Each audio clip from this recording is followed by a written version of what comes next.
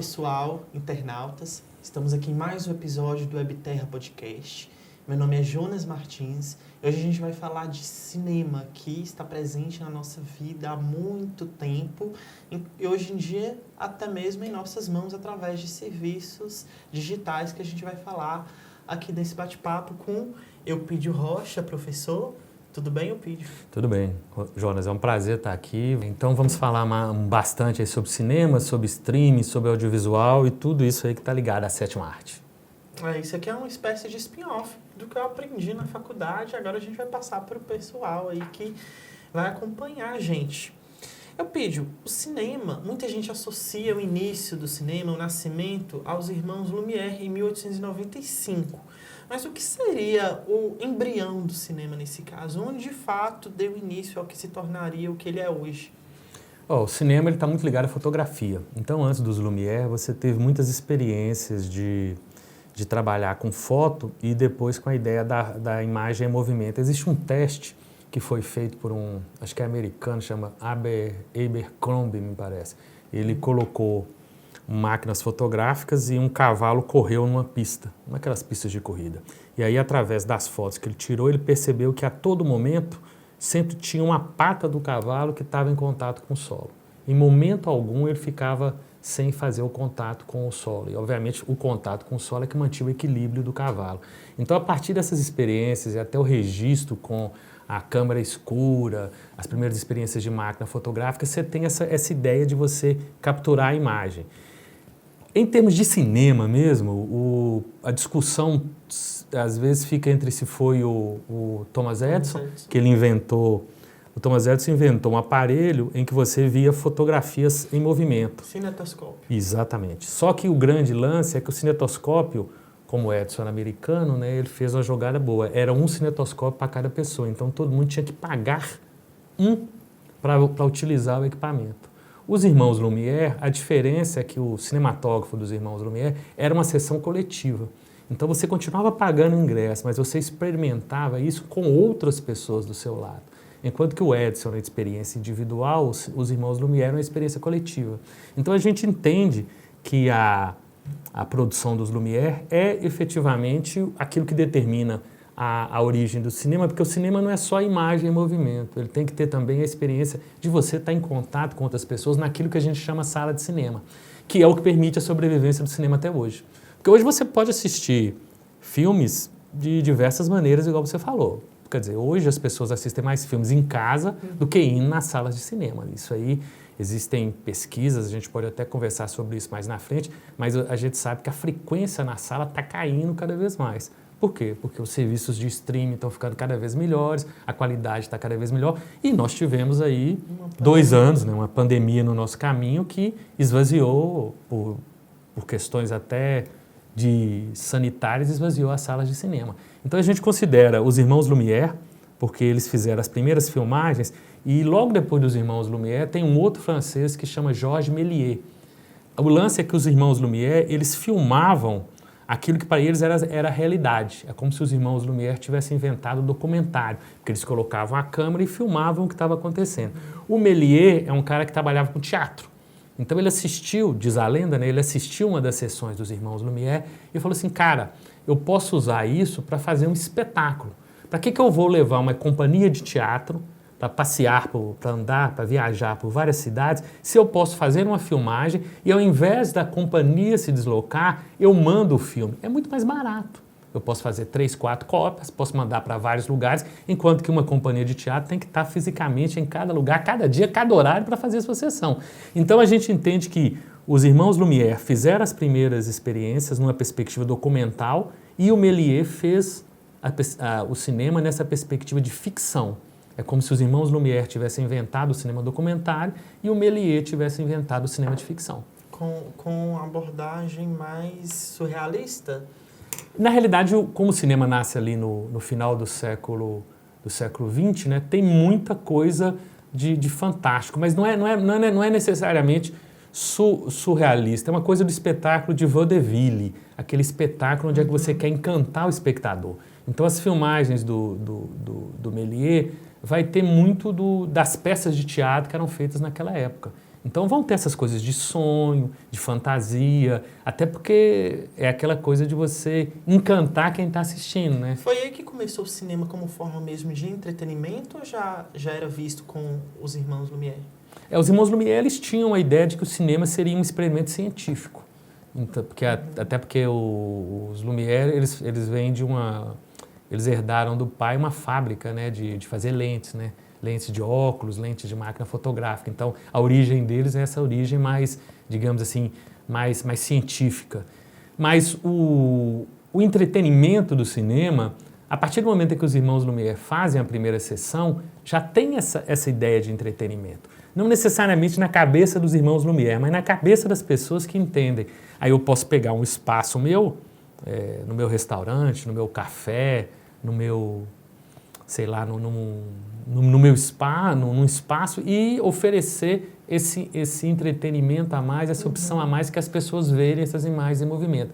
Eu acho que o cinema, a gente tem que partir do pressuposto que, ao mesmo tempo que ele tem uma arte, ele é uma arte porque ele tem todas essas discussões sobre movimento cinematográfico, surrealismo, dadaísmo, realismo, neorrealismo, dogma, não sei o quê, nova Hollywood, etc., novela vaga, essas coisas todas. Ele também é uma indústria, né, porque movimenta muito dinheiro e é um ritual de entretenimento, porque, querendo ou não, a primeira mídia audiovisual que vai surgir é o cinema, né? Ele vai surgir antes da TV, né? E antes do rádio também, né? Então, quer dizer, essa questão do som e da imagem, que depois a televisão vai pegar de uma forma muito pertinente, já está no cinema a partir de 1895, igual você falou, né? Porque mesmo que os primeiros filmes fossem mudos, tinha um acompanhamento dos pianos, né? Fazendo a trilha sonora. E quando foi que o cinema se tornou foi considerada a sétima arte?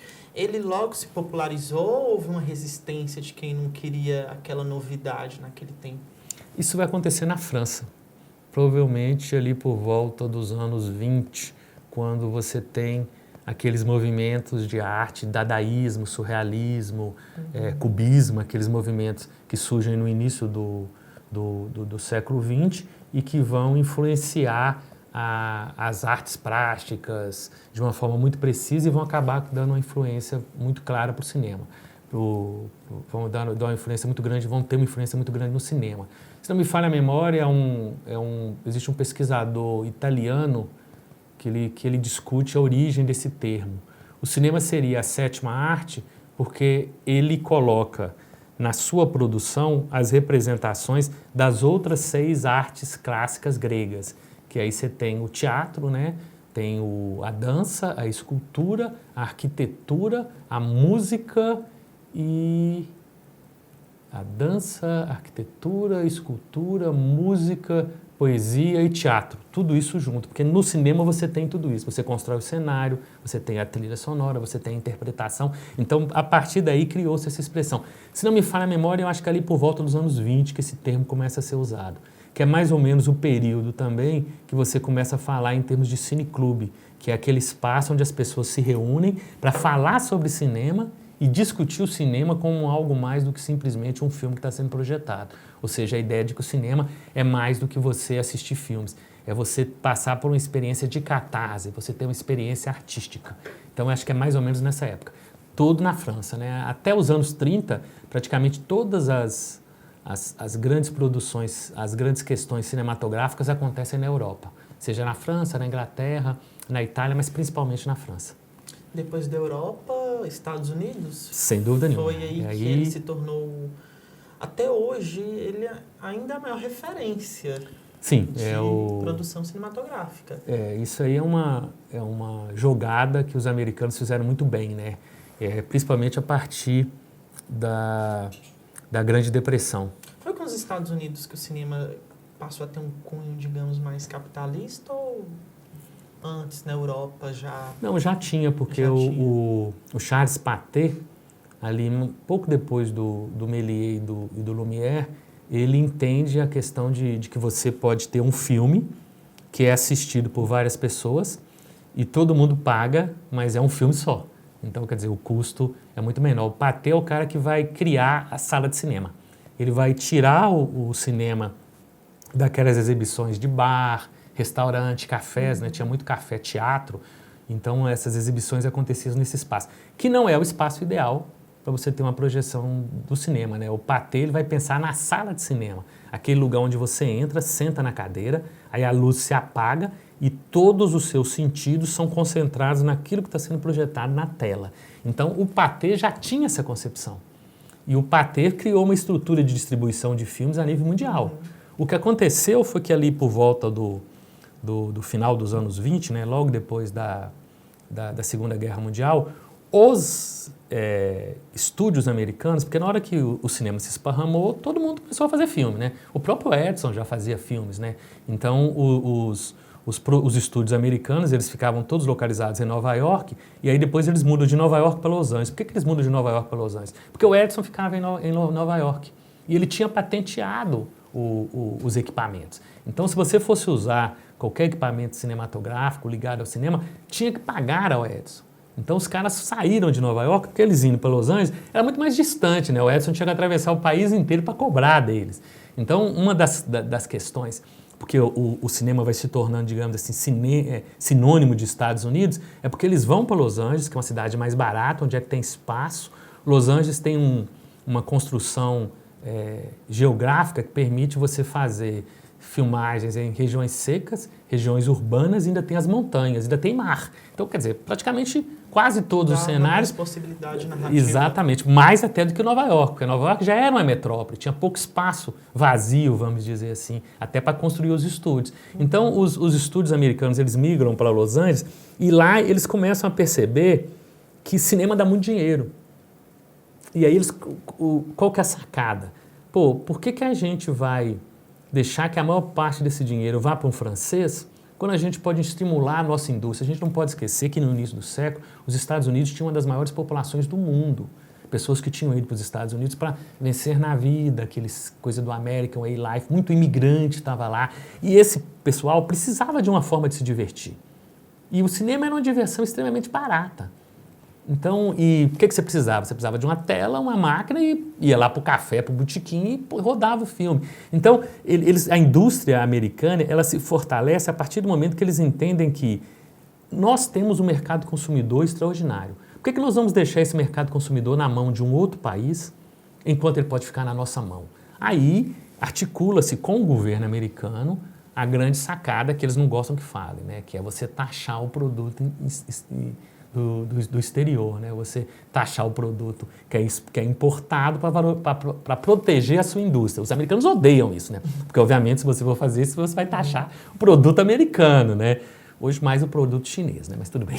Então, qual que é o acordo que é feito? O governo americano concorda com essa taxação, porque, obviamente, ele quer que a indústria se fortaleça, que o dinheiro circule dentro do país, e os filmes começam a trabalhar com um certo ideal, uma certa ideologia que reforça os valores americanos. Isso já acontecia, né? Porque na hora que você faz uma produção artística, você tem aquelas mensagens, aquelas ideias que estão na sua cabeça a partir da sua cultura. Isso já acontecia. Mas aí, a partir dos anos 30, por causa da depressão, isso se torna sistemático. Os cineastas americanos começam a fazer filmes onde você vê que as pessoas têm dificuldade, que as pessoas sofrem, mas elas, acreditando no seu potencial, acreditando nos grandes valores do país, elas vão superar isso. Então, tom ufanista. É um tom ufanista, um tom de valorização patriótica que reforça toda a ideologia americana. Isso não é o cinema, isso aí vai começar lá na doutrina Monroe, quando os Estados Unidos estão se consolidando como país depois da independência. Isso vai começar no século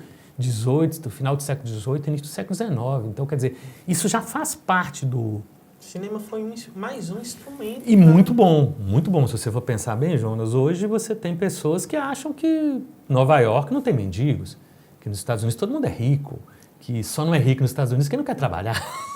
E não é assim que funciona, né? Lugar nenhum do mundo é assim, né? Talvez a Suíça ou a Suécia. Mônaco também. Talvez, Mônaco. A Mônaco é desse tamanhozinho, então. A Mônaco é um quarteirão, né? Agora, Brasil. Quando começou, como que o Brasil recebeu o cinema? Já de braços abertos? Ou houve alguma resistência? Não. Como que foi? O Brasil foi um dos primeiros países a receber as produções cinematográficas, né? Na América? na América e no mundo, né? Porque o cinema é inventado pelos irmãos Lumière, né? O cinematógrafo é inventado pelos irmãos Lumière em 1895. Em 1896 já tem registros de uma filmagem feita da Baía da Guanabara, de um cineasta brasileiro, né? Que trouxe o cinematógrafo e ao chegar no Rio de Janeiro ele filmou do barco a Baía da Guanabara. Então o cinema ele funcionou muito bem no Brasil, até pela questão do fato de que era uma diversão muito barata. Então, a partir de 1897, 1898, você já tem produções feitas dentro do país. Mas o grande lance do Brasil mesmo vai ser a partir de 1910, 1920, quando começa aquilo que a gente chama de ciclos regionais, que são determinadas cidades ou determinadas regiões que começam a produzir filmes. Aí você tem um ciclo do Recife, você tem um ciclo no Rio Grande do Sul, não me lembro qual é a cidade agora, e você tem o famoso ciclo de Cataguases, que é o de Minas Gerais, né, de onde vai vir a figura do Humberto Mauro, que é considerado o pai do cinema brasileiro. E Recife, por exemplo, sempre teve produção cinematográfica, por isso que hoje um dos melhores cinemas brasileiros que é feito no país vem de Recife, né, vem de Pernambuco. Embora você tenha um cinema baiano também, que hoje está muito forte, a Bahia também foi um centro muito produtor. E você tem os pontos tradicionais, né? Rio de Janeiro e São Paulo, que não tem jeito, né? São os lugares que convergem essas produções. Mas desde o início da história do cinema, você tem produções brasileiras. O grande problema das produções brasileiras é a concorrência com o mercado exterior. E principalmente dentro daquele projeto dos americanos de valorizarem a produção nacional, eles criam uma instituição chamada MPA, Motion Picture Association. É uma organização de difusão do cinema americano no mundo. E essa Motion Picture Association tem uma sede em todos os países do mundo para valorizar o cinema americano. Então, obviamente, o Brasil, um país que estava começando a se industrializar ali por volta de 1930, que estava começando todo aquele processo que o Getúlio Vargas estava fazendo, era um alvo muito interessante para as produções americanas. Então, a partir dos anos 30, já começa todo aquele processo de como é que você vai concorrer com o filme estrangeiro. Eu posso dizer que é a partir daí que nasce um certo preconceito com o cinema nacional, porque até hoje a gente percebe que há uma certa valorização de filme estrangeiro e muita gente diz que não gosta de cinema nacional. Por que a gente pode dizer que nasceu aí essa... Eu não sei se a gente pode dizer que nasceu aí, mas a gente pode dizer que existe um interesse de você desvalorizar o produto nacional para que você venda o produto estrangeiro. E a elite, né? A nossa elite é uma elite arrogante, uma elite presunçosa, né? Há várias pessoas dizem que a elite brasileira é uma das piores que tem. E ela não é assim hoje, ela já vem assim desde a colonização brasileira, desde a época das capitanias hereditárias, quer dizer, muitas famílias hoje têm o sobrenome dos capitães que herdaram aqueles terrenos lá quando Portugal dividiu aquele pedaço dela lá, Tratado de Tordesilhas, quer dizer, muitas famílias de bilionários brasileiros são daquela época, né? Então, o que você tem é que o produto estrangeiro para o exibidor é mais barato. Por quê? Porque qual que é a jogada do cinema americano? É você fazer um filme que está sendo exibido em qualquer lugar do mundo a todos os momentos. Hoje é quinta-feira, nós estamos gravando aqui. Hoje estreia Doutor Estranho no Multiverso da Loucura. No mundo inteiro. Ou estreia hoje ou estreia amanhã. Ou talvez estreie durante a próxima semana. Universo não se fala em outra coisa, qualquer né? multiverso que você for, é provável que se você pegar uma nave do Quarteto Fantástico e for navegando pelo multiverso, vai ter um cinema passando esse filme. Porque vai ser isso. E se você for pensar bem, vamos pôr aí, o Brasil tem algo em torno de, me parece, pelo último levantamento, algo em torno de umas 2.200, 2.300 salas de cinema. Talvez tenha um pouco mais, né? A maior parte é ocupada por essas grandes produções estrangeiras e principalmente pelas grandes produções americanas. Então fica difícil você concorrer. A grande questão é que os filmes brasileiros, eles faziam muito sucesso. Eles levavam as pessoas ao cinema. Só que a partir do momento em que você tem uma estratégia de divulgação macro, mundial, um marketing mundial, estruturado pela indústria americana para poder controlar o mercado consumidor de todos os lugares que ela conseguir, fica difícil para o produto nacional competir. E com o lançamento do filme sonoro, aí você tem uma outra particularidade. As salas de cinema, poucas salas de cinema ofereciam condições boas para você poder curtir um som. Um filme brasileiro, ele é falado em português. Se o som não é bom, não adianta. Agora, um filme estrangeiro, um filme americano, francês, italiano, ele é legendado. A dublagem vai começar bem mais na frente, lá nos anos 50, 60, quando a televisão está se consolidando, né? Talvez até anos 70. E o filme estrangeiro, se o som estiver ruim, você lê a legenda, você entende. E se o filme é um filme de ação, onde é que vai ter muita explosão, muito barulho, o som não precisa nem estar muito bom, porque você vai conseguir pegar isso. Então você começa a perceber que eu vou assistir um filme brasileiro, só que eu vou assistir um filme brasileiro e de repente eu não vou conseguir entender o que está acontecendo. Já um filme estadunidense, né? Vamos usar o termo correto, né? Um filme estadunidense, eu vou ler a legenda. E aí vem toda uma questão que o pessoal fala até hoje. O cinema a gente pode considerar a sétima arte, mas ele é um produto de entretenimento que requer marketing. Não adianta você fazer um filme brasileiro excepcional se não tem como você divulgar esse filme. Se as pessoas não sabem que esse filme existe. Então, como é que as pessoas vão saber que esse filme existe? Porque vai ter propaganda, vai ter cartaz, vai ter spot publicitário no rádio, vai ter spot na TV, vai ter, sei lá, pessoas fantasiadas andando pelas ruas distribuindo aqueles panfletinhos.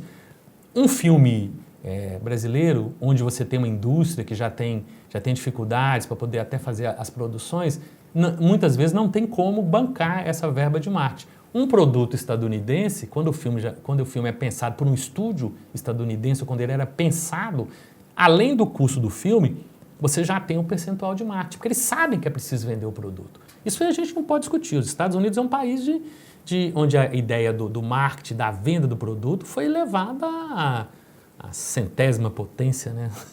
Ou mais. Bom, já o Brasil, ele passou por alguns momentos aí na história cinematográfica que ele não foi muito valorizado. Só para colocar como exemplo, temos aí a Era Collor, onde tivemos instituições que foram até fechadas, como a Embrafilmes, né? Inclusive o período após a Era Collor, pós-Collor, é até considerada a retomada do cinema brasileiro.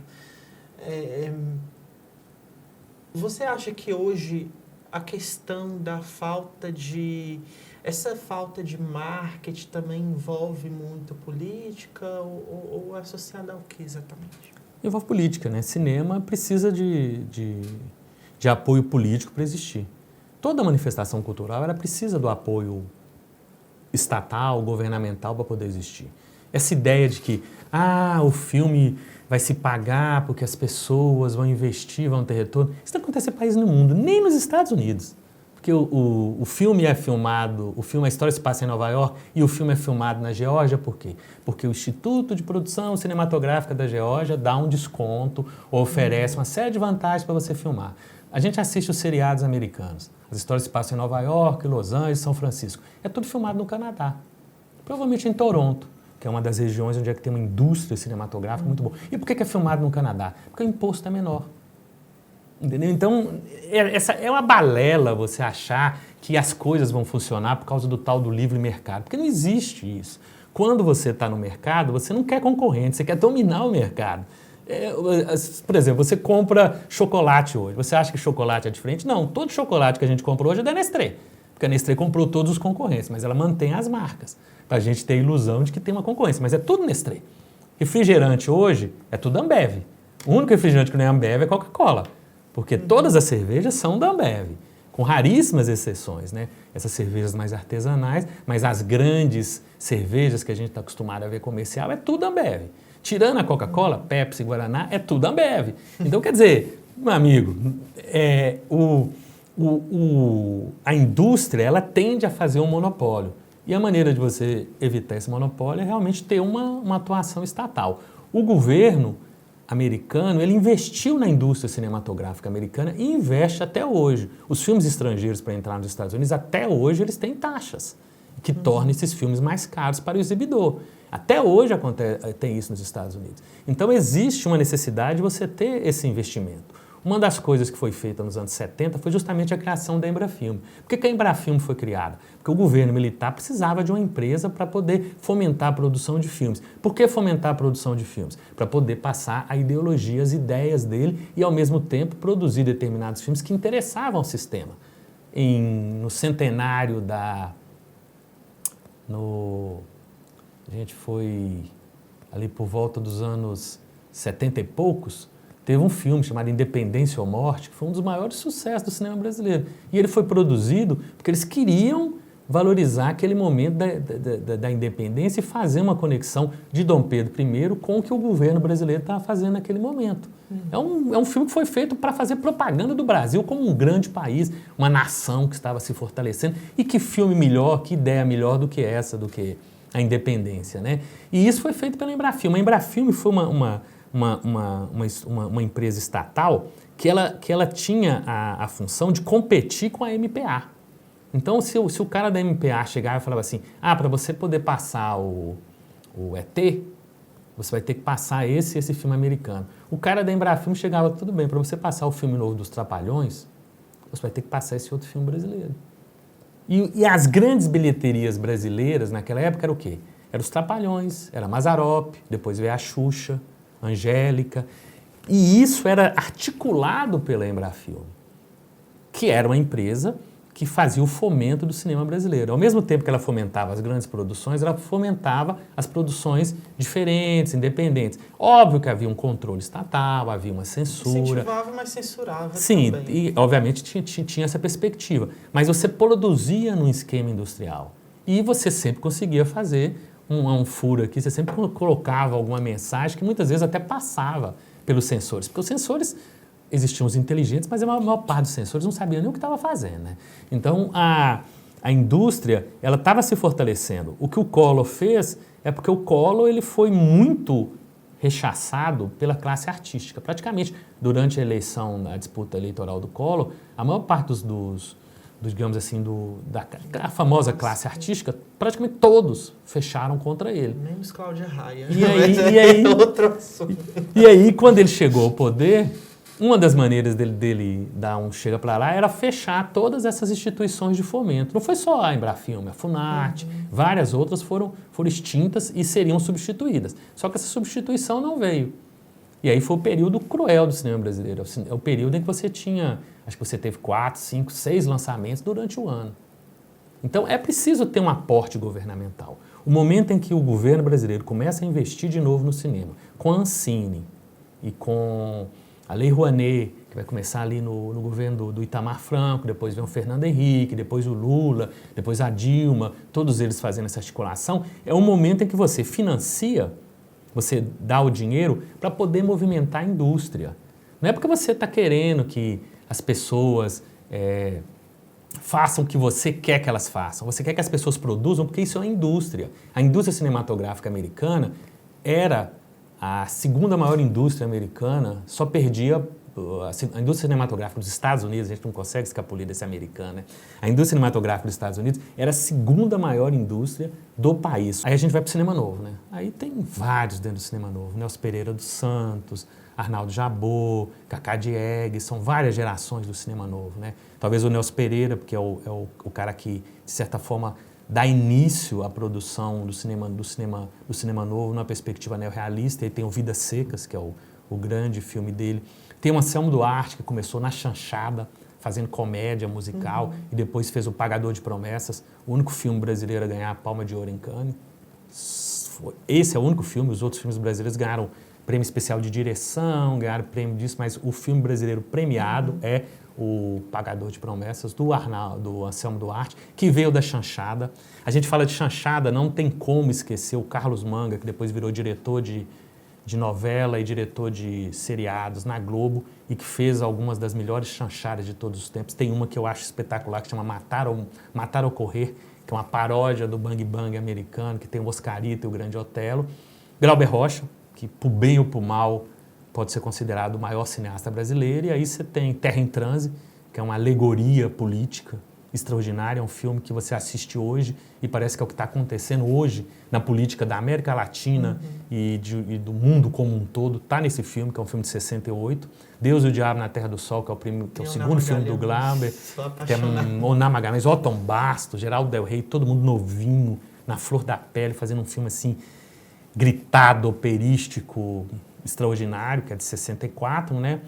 Aí a gente tem a produção da Embrafilme. Aí tem um filme do Jabor que eu particularmente gosto muito, que é Eu Sei Que Eu Vou Te Amar, que é com a Fernanda Torres e o Thales Panchacon, uma história romântica maravilhosa. Não é o melhor filme do Jabor, mas é um filme que eu assisti justamente quando eu tinha a idade dos personagens. Os personagens tinham algo em torno de 20 anos, mais ou menos 20 anos, e estavam enfrentando aquelas coisas assim do tipo, eu encontrei o amor da minha vida, o que eu vou fazer, como é que eu vou me inserir na sociedade, eu vou ser uma pessoa produtiva, não vou ser. E naquele momento eu passava pelas mesmas questões, então não teve como não ter essa conexão com o filme.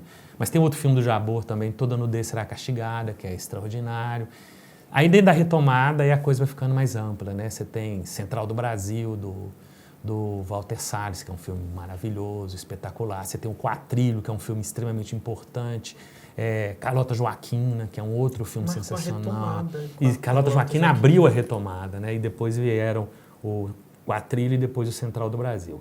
E aí você chega no século XXI e aí você tem um nome enorme. Eu posso lembrar assim de cabeça o Cidade de Deus. Cidade de Deus, que não tem como a gente esquecer ele, não tem como não falar do Walter Salles, com todos os filmes que ele fez, que são assim, praticamente todos os filmes do Walter Salles, a gente pode citar. Tem os documentários do Eduardo Coutinho, tipo Fé, tipo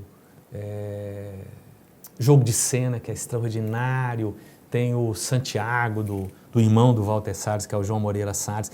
Tem o Tropa de Elite, o 1 e o 2, que são filmes assim que não tem jeito de você não falar dele. Tem o cinema pernambucano, e aí tem Amarelo Manga, Febre do Rato, Cinema Aspirinas e Urubus. Nossa, demais, é difícil. E você tem os filmes de hoje, né? O Marighella, que é um filme extremamente interessante, um filme extremamente oportuno pelas discussões políticas que ele provoca. Tem os filmes do Paulo Gustavo. Sim. Minha Mãe é uma peça que nós estamos hoje falando aqui. Até uma sentimental, já que ele faleceu. Exato. E nós estamos falando aqui, Jonas, das maiores bilheterias do cinema brasileiro. O 1 foi um sucesso, o 2 foi um sucesso, quer dizer, é uma questão de que você não... Quando você analisa cinema, eu acho que você tem que analisar cinema em 4 pontos. Enquanto indústria, enquanto uma manifestação artística, enquanto um produto cultural e enquanto um ritual. Porque o cinema existe enquanto existe a sala de cinema. Porque você vai para a sala de cinema para assistir um filme. Assistir um filme na sala de cinema é diferente de você assistir um filme em casa. Mesmo que você tenha uma televisão enorme, você tenha um home theater espetacular. Por quê? Porque na sala de cinema você vai ter uma experiência coletiva. Por isso que o cinema não morreu quando a televisão estourou, não morreu quando o videocassete apareceu, não morreu quando surgiu o DVD. Agora ele está passando por um perigo, por um momento complicado por causa da pandemia. Que é uma coisa que não estava programada, não é uma mídia, né? A pandemia não é uma mídia, né? Naturalmente, os serviços de streaming eles já estavam se popularizando, né? Com a pandemia, as pessoas não puderam sair e utilizaram ele como forma de lazer. Apesar dessa popularização, Netflix, Globoplay, HBO Max e tudo mais, a gente pode ficar, os fãs do cinema, espaço, podem ficar preocupados que o cinema não vai morrer? Eu acho que não. Eu acho que é muito difícil ele morrer, porque a base do cinema é a experiência da sala. E o próprio Estados Unidos, que já estava caminhando para uma ideia de que, de repente, a coisa ia ficar muito nos streams, já começou a retroagir agora. Antes os filmes praticamente estavam assim produzidos para serem lançados só no streaming. Agora não, agora já voltou. Eles vão para a sala de cinema e vai ter um período aí de 30, 45 dias para depois entrar no stream. Durante esse período da pandemia, a gente teve duas experiências bem interessantes. Teve a experiência da Warner, que pegou todos os lançamentos dela e colocou no streaming para valorizar o HBO, né? Para valorizar o serviço de streaming dela. Só que a bilheteria dos filmes, obviamente, despencou. Porque as pessoas iam assistir o filme na sala de cinema, porque se em uma semana, 15 dias, eles estavam lá disponíveis no serviço de streaming. Então, isso gerou uma situação que a Warner já inverteu. Não vai acontecer isso mais. Agora, Eupídio, a gente falando de streaming, de filmes atuais, me veio aqui na cabeça A Menina que Matou os Pais e O Menino que Matou Meus Pais, que traz aí, não sei se nova, mas soa como nova, porque a gente nunca viu dois filmes contando a mesma história, porém baseado em versões diferentes. Você acha que essa é uma narrativa que pode dar certo, dado o sucesso, porque não se falava em outra coisa quando foram lançados, né? Você pode dizer que foi uma experiência interessante, mas foi uma experiência que não deu muito retorno, né? Tanto é que os filmes Você assistiu? Eu tentei assistir, mas eu achei os dois muito chatos. Eu já ia te perguntar a nota, mas eu acho que eu vou te falar, porque afinal de contas você poderia fazer isso num filme. Um filme que o Kurosawa faz isso em Rashomon. Rashomon é a história de um crime onde é que você tem a versão da vítima, a versão do criminoso, né? E a versão do policial, vamos dizer assim. E isso é feito em um filme. Então, me parece ali que foi aquela coisa assim, vamos fazer uma coisa muito diferente, porque inclusive nós vamos nos basear nos autos, né? A história é baseada nos autos do processo, né? E aí a gente vai ter a versão de A e a versão de B. E aí você tem que assistir o filme A e o filme B para poder entender tudo. Porque você tem que pagar 2 ingressos para assistir 2 filmes. Quer dizer, assim, a princípio, é uma ideia interessante. Mas não funcionou. Eu, particularmente, achei os 2 filmes muito chatos. Embora o elenco está bem, principalmente a atriz. A Carla está muito bem. Ela segura muito bem o filme. Mas, por exemplo, você tem um filme americano que chama Identidade, em que você está assistindo o filme e toda a história que está acontecendo, no fundo, está passando na cabeça de um personagem, porque o cara tem um distúrbio de personalidade, ele tem 5 ou 6 personalidades diferentes. Então, essas personalidades estão todas no mesmo lugar e elas começam a morrer. Você acha que as pessoas estão morrendo, mas na realidade não. É porque o cara, dentro da cabeça dele, uma personalidade está querendo tomar o controle sobre as outras. E você sabe disso depois que você assiste o filme. Acabei de dar o spoiler do filme. Tem um filme chamado Amnésia, que é do Christopher Nolan, que ele é contado de trás para frente. A história começa com um personagem que é desmemoriado e aí ele tem que tentar lembrar o que aconteceu, mas a cada dia que passa ele esquece o que ele fez. Então ele tem que tatuar no corpo informações para tentar seguir a história. E isso acontece no filme. Christopher Nolan, esse cara que fez a trilogia do Batman lá com Christian Bale depois. Então o cinema ele está cheio de experimentações, ele está cheio de ideias e de realizações. E isso é feito com filmes americanos, no sentido de filmes brasileiros, argentinos, estadunidenses. Saem da forma tradicional. Porque o cinema ele tem que se oxigenar.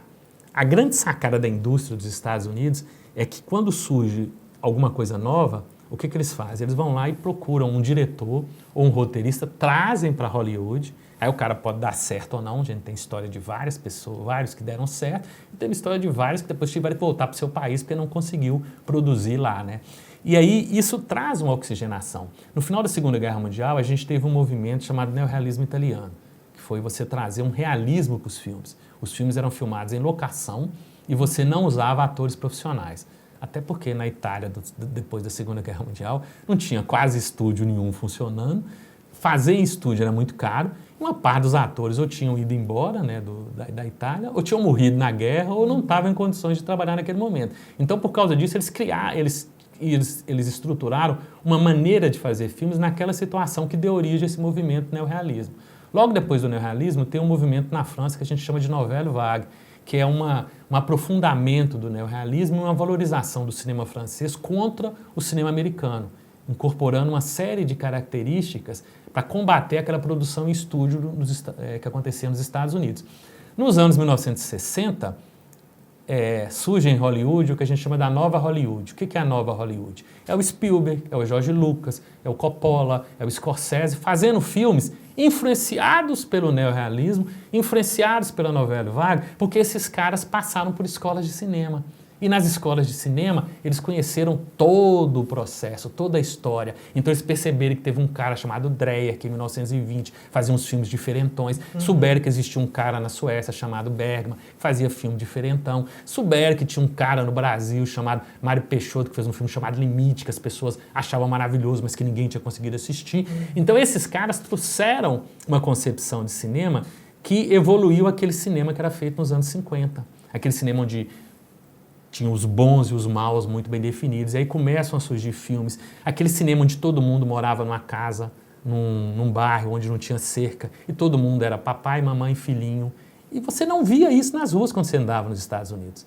Você não via nesses filmes negros. E as ruas americanas estavam cheias de negros. Você não via nesses filmes mulheres ocupando espaço de poder, espaço de liderança. E na sociedade americana estava começando a trazer isso. O que esses caras fizeram? Trouxeram isso para o cinema, do cinema de Hollywood. E isso garantiu esse momento de ouro de Hollywood. Talvez muitas pessoas consideram um dos melhores momentos de Hollywood. É o momento em que você tem Tubarão, em que você tem Guerra nas Estrelas, que hoje todo mundo chama de Star Wars.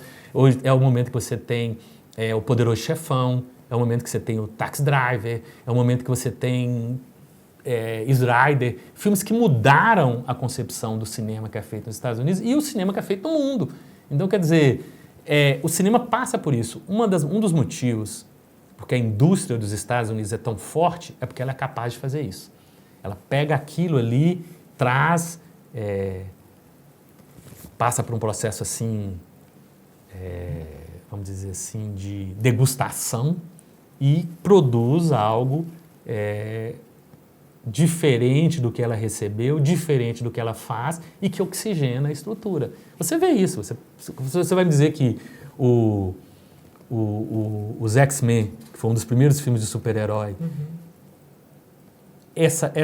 o que começou com os X-Men é a mesma coisa até hoje? Não é. Não. Porque de lá para cá você teve um Coringa, você teve um Batman. Até porque o público é diferente. Exatamente. Você quer um exemplo bom? É o Harry Potter. Você vê como é que a saga do Harry Potter ela vai se transformando à medida que os personagens vão envelhecendo, os diretores vão mudando e os próprios livros vão ficando mais complexos. Se qualquer um começar a ler são 7, eu acho que são 7 livros do Harry Potter. São 7. Você começa a perceber como é que eles vão ficando mais adultos, porque o Harry Potter está com, acho que é 12 anos no início, e no final ele está com 18, ele está com 10, e no final ele está com 18, é mais ou menos isso, né? Confesso que eu não sei. Eu não me lembro, eu li Harry Potter há muitos anos atrás, eu não posso dizer isso, porque faz tempo que eu li também. Mas é mais ou menos isso, a gente sabe que ele vai envelhecendo, até porque os atores vão envelhecendo, né, Jonas? Sim. Agora eu pedi, antes de terminar, eu quero fazer um jogo rápido aqui com você. Vou fazer uma pergunta e você vai ter que me responder na lata ali. Um filme brasileiro. Deus e o Diabo na Terra do Sol. Isso aí. Um filme estrangeiro. Morango Silvestre, do Bergman. Fez parte de qual época? O Bergman ele é um cineasta à parte. Ele tem uma produção que você incorpora questões religiosas, questões meio surrealistas, tem uma discussão sobre o comportamento, o relacionamento das pessoas, até sobre a sexualidade. E o Bergman ele é o diretor do Sétimo Selo. O Bergman foi considerado, quando o Festival de Cannes fez, eu acho que 70 anos, me parece, eles fizeram 70 ou 50 anos, eles convidaram todos os diretores que já tinham ganhado uma Palma de Ouro em Cannes para escolher aquele que seria o melhor diretor de todos. Deu o Bergman. Então, o Bergman é considerado, talvez, o expoente do chamado cinema de arte, ou do cinema diferente, aquele cinema que vai além do simples entretenimento. Ele é muito conhecido por causa do Sétimo Selo, que é o filme em que a morte joga xadrez com um cavaleiro da Idade Média. Uma cena famosa que já foi reproduzida várias vezes. Eu gosto do Morango Silvestre, porque o Morango Silvestre é a história de um professor que está com seus 70 anos, aí ele volta para a cidadezinha dele para receber um prêmio. E na hora que ele volta, primeiro ele dá carona para um grupo de jovens. E esses jovens revigoram a energia dele, porque como ele já está com 70 anos, já está meio cabisbaixo, meio desiludido, meio deprimido. E esses jovens trazem um frescor para ele, mostram que a vida vale a pena ser vivida. E o grande sacada do Bergman é que quando ele está voltando, ele vai lembrando as cenas do passado. Só que quando ele lembra as cenas do passado, ele participa das cenas com a idade que ele está hoje. Então, quer dizer, você não sabe se ele está lembrando o que aconteceu ou se ele está imaginando aquela lembrança com a cabeça dele hoje, querendo que fosse daquele jeito. Isso é sensacional, esse filme é maravilhoso. O Bergman tem filmes espetaculares. Eu gosto muito desse filme. Eu já assisti ele umas 4, 5 vezes e ele sempre me dá uma sensação boa. Talvez eu precise até assisti-lo novamente. Vai entrar na minha lista aqui também. Uma injustiça no Oscar. Essas várias. Cita uma. Esse ano, O Ataque dos Cães não ganhou o melhor filme. Isso é indesculpável. Por mais que o Coda seja um filme bonitinho, um filme simpático, um filme agradável, O Ataque dos Cães é muito melhor filme. É muito melhor filme. Um Sonho de Liberdade, um filmaço, também perdeu no Oscar. Quer ver? Fernanda Montenegro. Deveria ter ganhado? Central do Brasil deveria ter ganhado, né? Central do Brasil não ganhou porque o filme lá do Benigni, né? A Vida é Bela, era do Weinstein, Harvey Weinstein, aquele cara que deu todo aquele problema do Me Too. E o Weinstein, ele sabia fazer o marketing de um filme. Tanto é que o Shakespeare Apaixonado ganhou como melhor filme. Ninguém lembra de Shakespeare Apaixonado. Tá certo que a gente nem lembra quem perdeu para Shakespeare Apaixonado. Shakespeare Apaixonado é uma comédia romântica, assim. O Discurso do Rei, por exemplo, é outro filme que... Entendeu? Então, o Oscar tá cheio de injustiças. Hitchcock nunca ganhou um Oscar de melhor diretor. Charlie Chaplin ganhou um Oscar especial. Sérgio Leone ganhou um Oscar especial, entendeu? Mas, ao mesmo tempo, John Ford ganhou 5 Oscars. Então, quer dizer... Mas existem N injustiças. A grande injustiça... Porque o Oscar é o seguinte, antigamente eu conseguia gravar de cabeça todos esses negócios. Você me perguntasse quem ganhou o Oscar e tal, eu te falava. Hoje, eu mal me lembro do Oscar do ano de 2021. Né? Então, o que está fresco na minha cabeça é realmente O Ataque dos Cães, que é um filmaço. A Jane Campion é uma diretora brilhante. A Jane Campion não é só uma diretora, ela sabe dirigir filmes. Então, ela está no patamar de qualquer outro grande diretor. Então, ela mereceu ganhar o Oscar de melhor diretor, de melhor direção. Ela ganhar é muito meritório. Mas o filme O Ataque dos Cães é muito melhor do que No Ritmo do Coração. E o Ritmo do Coração é muito fofinho, é gostoso, é legal, um filme bom, muito simpático. A Família Berlier, que é a versão original, também é muito legal. É um filme bom, gente. Tá na Amazon, o outro tá na Netflix. Então, quer dizer, é uma competição de streaming. Mas quem ganhou foi a Apple, né? Um ator. Ator. O Daniel Day-Lewis é um ator brilhante, que eu gosto muito dele. Muito, um ator excepcional. O Benedict Cumberbatch, que fez O Ataque dos Cães, também é um ator extraordinário. Al Pacino, eu gosto muito do Al Pacino por causa do Poderoso Chefão. Robert De Niro, por causa do Taxi Driver, e do próprio Poderoso Chefão, é um ator extraordinário. Tarcísio Meira, um grande ator brasileiro, que vai muito além do galã. Você pega o Tarcísio Meira no Grande Sertão Veredas, por exemplo. O próprio Capitão Rodrigo, ele se segura muito bem. Irandir Santos, que talvez seja um dos nomes mais importantes do cinema brasileiro hoje. Ele vai ser um dos filhos do Zé Leôncio, acho que o filho caminhoneiro vai aparecer logo na novela. Tem o Wagner Moura, que tem papéis sensacionais. Celton Mello, que além de um grande ator, é um diretor muito, muito competente. Matheus Nartigalli, que faz o...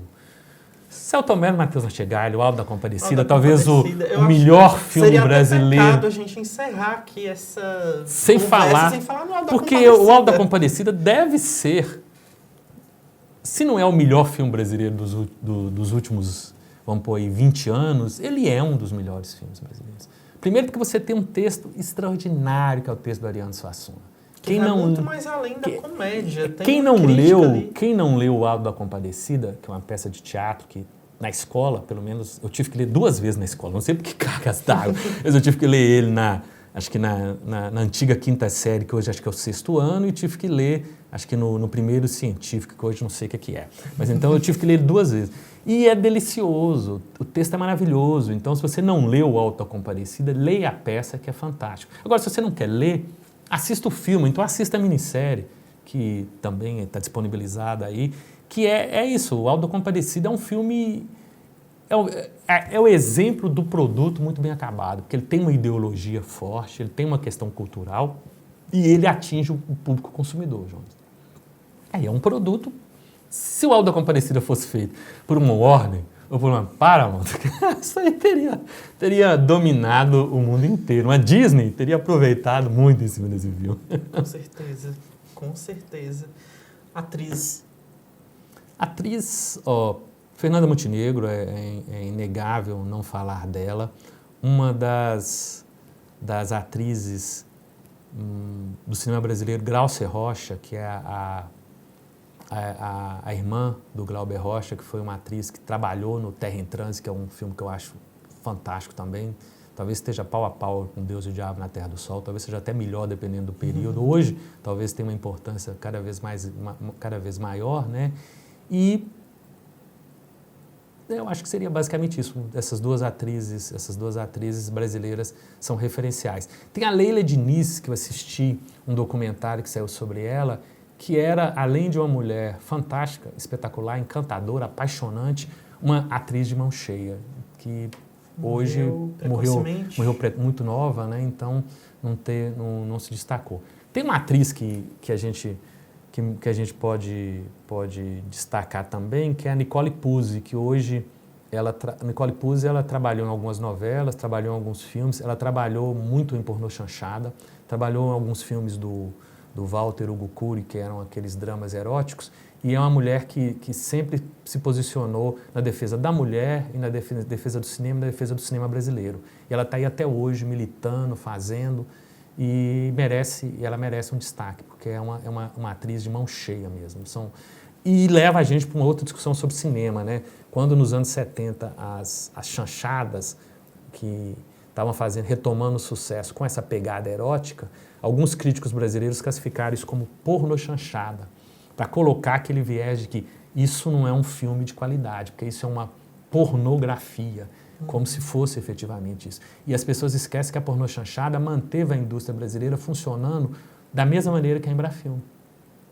Só que foi criado esse estigma, né? Que isso acontece muito, né? Para você manter o controle da produção cultural, existem determinadas pessoas que você pode chegar para lá e financiar essa pessoa e essa pessoa vai falar o que você quer. Isso acontece em todas as profissões, né? Então, dentro dos críticos de cinema foi criada essa pecha, né?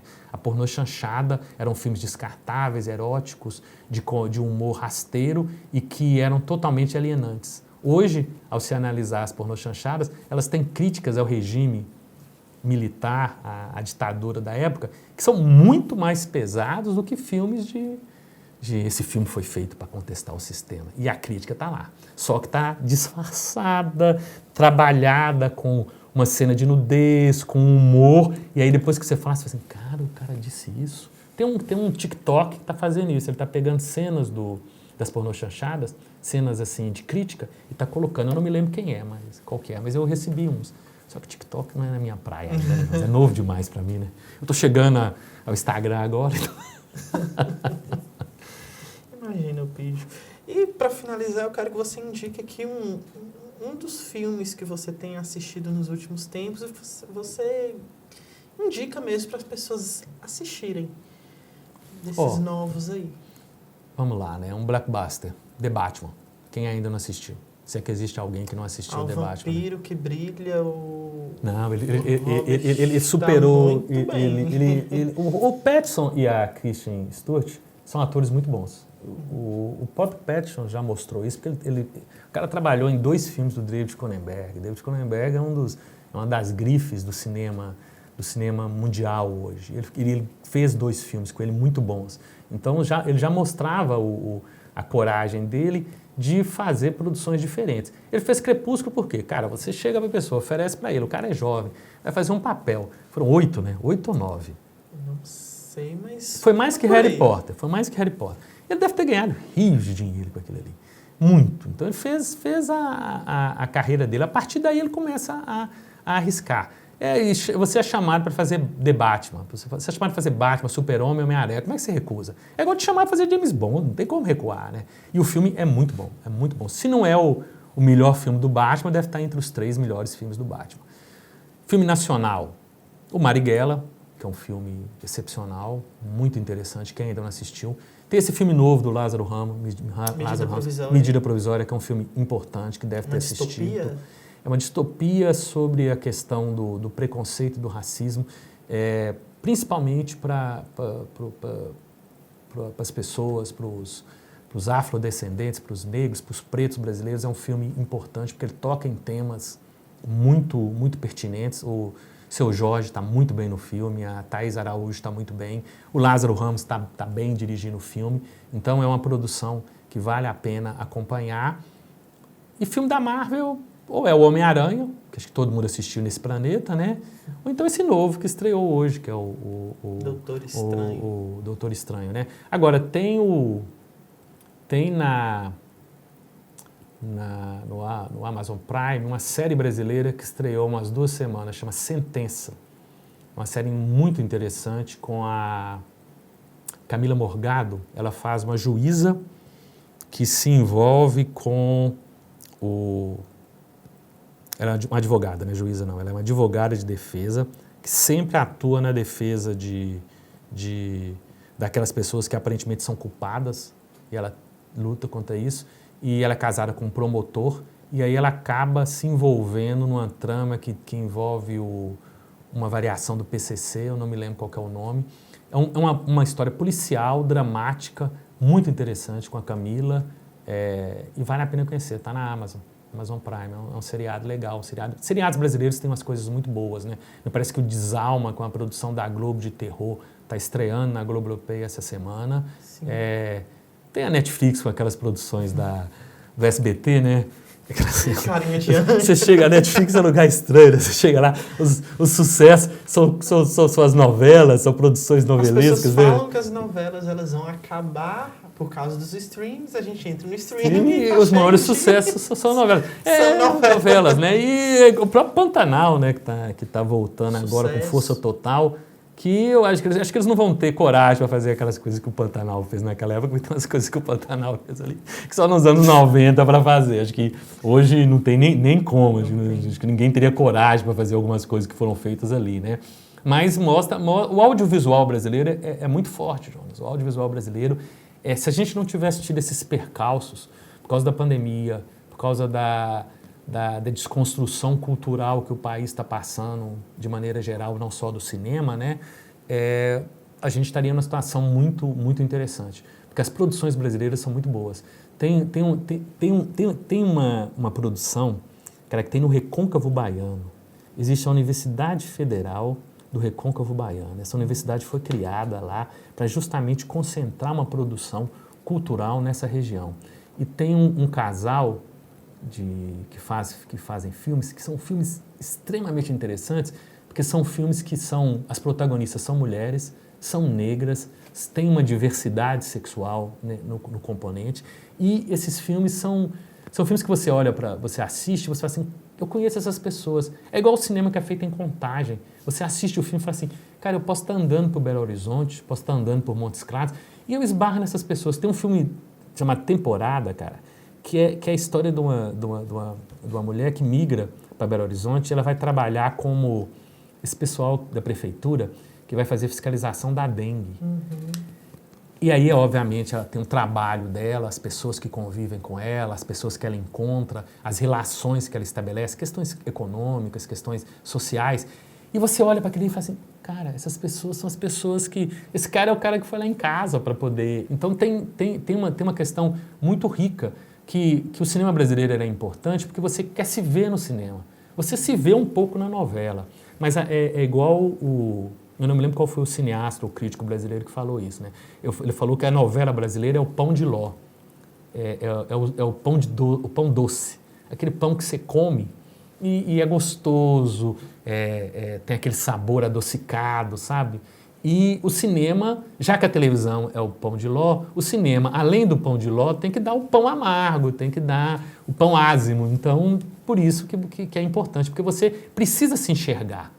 A gente tem que se enxergar nas produções culturais. Senão a gente vai ficar tentando reproduzir um comportamento que é nosso. É muito idiota a gente tentar reproduzir um comportamento de alguém que mora em Nova York. Primeiro que nós não moramos em Nova York. A nossa cidade tem muito pouco a ver com Nova York. Nós não vamos ter aquela renda da pessoa que mora em Nova York. Se bem que, é claro, tem alguns que terão, né? Espero ser uma dessas pessoas aí. Vamos ter que trabalhar muito, né, Jonas? Eupídio, é um prazer te reencontrar, na verdade, aqui, né? Mais uma aula extra eu tive com você. Pode deixar que a resenha depois eu entrego. Você pode mandar por e-mail. Sim, é um prazer, eu gostaria de te agradecer. E quem sabe a gente volta aí, porque cinema sempre tem assunto que não acaba nunca, né? Eu mesmo queria ter falado de Cinderela Baiana aqui, mas fica pro doce. Cinderela Baiana é um clássico do trash, né, cara? Um clássico do trash. E o Lázaro Ramos e o Wagner Moura trabalharam nele. Carla Pérez, maravilhosas ali como protagonista. Muito obrigado, Eupídio. E, pessoal, continue acompanhando aí o nosso conteúdo no nosso canal do Webterra no YouTube. Curtam, compartilhem e até o próximo episódio.